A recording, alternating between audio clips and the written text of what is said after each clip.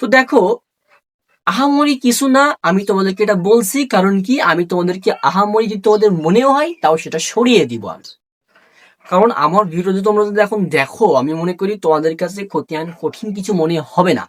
Hello ভাইয়ারা, আপুরা, আসসালামু আলাইকুম। আসলে তোমরা সবাই ভালো আছেন। আজকে তোমাদের জন্য আমি একটা আধুনিক ক্লাস নিয়ে আসছি। তো আধুনিক ক্লাসটা কি তোমরা আশা করি থাম্বনেল দেখে বুঝতে পারছো। তো আজকে আমরা খতিয়ান সম্পর্কে একটু বিস্তারিত জানবো, বেসিক বিষয়টা জানবো। তো খতিয়ান, এই খতিয়ান অনেকেই পারে না, আজও পর্যন্ত, মানে সেই জানুয়ারি মাস থেকে আজকে ডিসেম্বর মাস চলে আসে, তাও আজ পর্যন্ত আমরা খতিয়ান শিখতে পারি নাই। খতিয়ান শিখতেই পারি নাই। যারা ক্লাস 10-এ আছো, যারা একটা বছর পেয়েছো, তারা এর ভিতরেও অনেকে আছে তোমরা খতিয়ানই পারো না। খতিয়ান আহামরি কিছু না, ঠিক আছে। দেখো, খতিয়ান সবসময় মনে করবা বিপরীত কিছু চাই। কি চাই? বিপরীত কিছু চাই। খতিয়ান, আচ্ছা, খতিয়ানের ছক করা থাকে বলো তো ভাইয়া? খতিয়ানে তো দুইটা ছক থাকে। কয়টা? দুইটা ছক থাকে না? একটা কি টি ছক, একটা চলমান জের ছক। চলমান জের ছকটা কি, মানে প্রাচীনতম যে ছকটা, তাই না? তো এই দুইটা ছকের কেরামত। তো এর ভিতরে তোমরা দুইটা ছকই সহজ, দুইটা ছকই সহজ, ঠিক আছে, দুইটা ছকই সহজ। কিন্তু আমরা অনেকেই বুঝতে পারি না। তো তারপরেও অনেকেই খতিয়ানের টি ছকটা অনেকেই পারে, এবং কি চলমান জেড ছকটা অনেকেই পারে না। কঠিন কিছু মনে হবে না। তো ফার্স্টে আমরা কি শিখবো বলতো? খতিয়ানের কিছু বিষয়বস্তু, ঠিক আছে। তো দেখো, খতিয়ানের যে বিষয়টা থাকে, তাহলে ছক কয়টা? এর হচ্ছে ছক হচ্ছে ছক দুইটা। এর ছক হচ্ছে দুইটা, এবং এ একটা জিনিস অনুসরণ করে। যেমন মনে করো, আমি একটা জাবেদা করি যে কি জাবেদা করব? ক্রয় হিসাব ডেবিট, ক্রয় হিসাব, ক্রয় হিসাব, ক্রয় হিসাব ডেবিট, ঠিক আছে। আর নগদান হিসাব ক্রেডিট, নগদান হিসাব ক্রেডিট, নগদান হিসাব ক্রেডিট, বুঝছো? এই হচ্ছে একটা জাবেদা আমি করলাম, ঠিক আছে। এবার খতিয়ানে যদি বলা হয় যে নগদান হিসাবের একটা জাবেদা করো, নগদানের সরি, নগদানের টিসকের খতিয়ান করো, নগদানের টিসকের খতিয়ান করো। কিন্তু এখানে যদি আমি এখন নগদানের খতিয়ানটা করতে যাই, খতিয়ান কি বলবে জানো? খতিয়ান আর কি বলবে, এই তুমি রোহান, ওই খতিয়ানে তুমি নগদানকে নিয়ে আসো না, তুমি নিয়ে আসো মানে নগদানের বিপরীতটাকে, মানে এই ক্রয় হিসাবকে। খতিয়ান আমাকে বলবে, রোহান তুমি এই নগদান কি এনো না, তুমি নিয়ে আসো ক্রয় হিসাবকে। কারণ আমি আমার যেটা শিরোনাম কি, ফার্স্টে যেটা নাম থাকবে যে নগদান হিসাবের খতিয়ান, তো এটা আমি আমার শিরোনামের নামটা নিই না, আমি আমার শিরোনামের সঙ্গীকে নিই, শিরোনামের সঙ্গীকে নিই।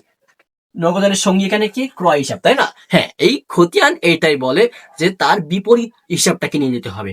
আমার এখানে দেওয়া আছে নগদানের খতিয়ান আমি করছি, কিন্তু আমি নগদান খতিয়ানের ভিতরে দিতে পারবো না।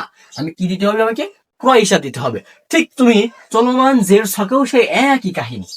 তুমি বলবে যে আমার সঙ্গীকে তুমি নিয়ে আসো না, ঠিক আছে, আমার বিপরীতটাকে নিয়ে আসো। এই যে মনে করো এখানে আছে যে ব্যাংক হিসাব, ঠিক আছে, ব্যাংক, এখানে ব্যাংক, আর এখানে মনে করো উম এখানে মনে করো আবার ক্রয়। এখন ব্যাংকের এবার ক্রয়ের খতিয়ান যদি আমি করতে যাই, ক্রয়ের খতিয়ান, আমি ক্রয়ের খতিয়ান করতে গেলে আমাকে খতিয়ান বলবে যে তুমি ক্রয় কে এনো না, তুমি ব্যাংককে নিয়ে আসো।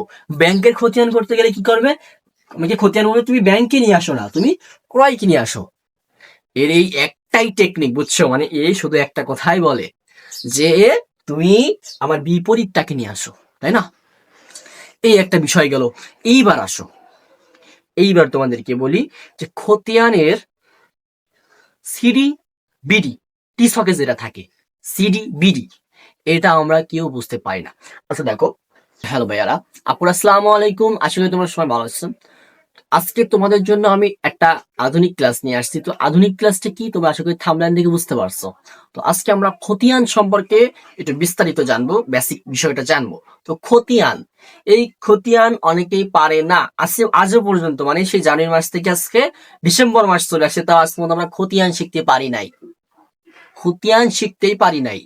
যারা ক্লাস 10-এ আছো, যারা একটা বছর পেয়েছো, তারা এর ভিতরেও অনেকে আছে তোমরা খতিয়ানই পারো না। খতিয়ান আহামরি কিছু না, ঠিক আছে। দেখো, খতিয়ান সবসময় মনে করবা বিপরীত কিছু চাই। কি চাই? বিপরীত কিছু চাই। খতিয়ান, আচ্ছা, খতিয়ানের ছক করা থাকে বলো তো ভাইয়া? খতিয়ানে তো দুইটা ছক থাকে। কয়টা? দুইটা ছক থাকে না? একটা কি টি ছক, একটা চলমান জের ছক। চলমান জের ছকটা কি, মানে প্রাচীনতম যে ছকটা, তাই না? তো এই দুইটা ছকের কেরামত। তো এর ভিতরে তোমরা দুইটা ছকই সহজ, দুইটা ছকই সহজ, ঠিক আছে, দুইটা কি সহজ, কিন্তু আমরা অনেকেই বুঝতে পারি না। তো তারপরেও অনেকেই খতিয়ানের টি ছকটা অনেকেই পারে এবং কি চলমান জেড ছকটা অনেকেই পারে না। তো দেখো, আহামরি কিছু না, আমি তোমাদেরকে এটা বলছি কারণ কি আমি তোমাদেরকে আহামরি যদি তোমাদের মনেও হয় তাও সেটা সরিয়ে দিব আমি। কারণ আমার ভিডিও যদি তোমরা যদি এখন দেখো, আমি মনে করি তোমাদের কাছে খতিয়ান কঠিন কিছু মনে হবে না, কঠিন কিছু মনে হবে না। তো ফার্স্টে আমরা কি শিখবো বলতো? খতিয়ানের কিছু বিষয়বস্তু। ঠিক আছে, তো দেখো খতিয়ানের যে বিষয়টা থাকে, তাহলে ছক কয়টা? এর হচ্ছে ছক হচ্ছে ছক দুইটা, এর ছক হচ্ছে দুইটা, এবং এ একটা জিনিস অনুসরণ করে। যেমন মনে করো আমি একটা জাবেদা করি যে কি জাবেদা করব, ক্রয় হিসাব ডেবিট, ক্রয় হিসাব, ক্রয় হিসাব, ক্রয় হিসাব ডেবিট।